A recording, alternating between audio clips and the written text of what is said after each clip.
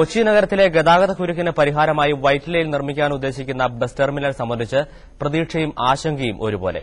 വൈറ്റിലയിലെ ഭൂമി വിട്ടുകിട്ടിയില്ലെങ്കിൽ bus terminal പദ്ധതി കടലാസിലൊതുങ്ങും. നഗരം തീരാക്കുരുക്കിൽ തുടരുകയും ചെയ്യും.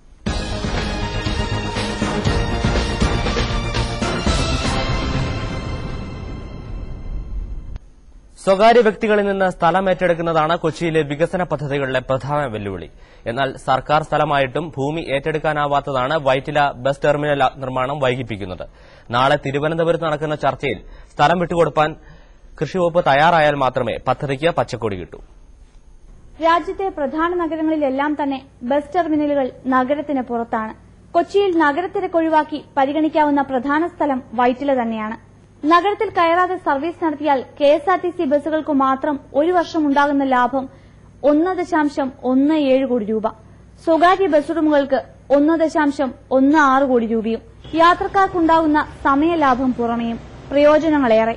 പണം ലഭ്യമാക്കാനും ബുദ്ധിമുട്ടില്ല.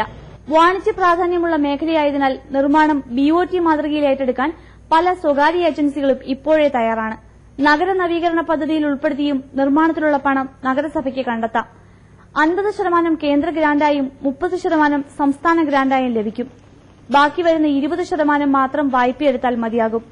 പ്രതിവർഷം കോടിക്കണക്കിന് ലാഭമുണ്ടാക്കുന്ന ടെർമിനൽ നഗരസഭയ്ക്ക് നല്ല വരുമാനമാർഗം കൂടിയാണ്. പക്ഷേ സർക്കാർ സ്ഥലമെന്ന ആനുകൂല്യമുണ്ടായിട്ടും ഉപയോഗപ്പെടുത്താനാകുന്നില്ല എന്നതാണ് പദ്ധതി നടപ്പാക്കാത്തതിനുള്ള പ്രധാന കാരണം. അതുകൊണ്ട് തന്നെ നാളെ നടക്കുന്ന ചർച്ചയിൽ കൃഷിവകുപ്പ് ഒത്തുതീർപ്പിന് തയ്യാറായാൽ മാത്രമേ ടെർമിനൽ നിർമ്മാണത്തിനുള്ള സാധ്യത തെളിയൂ.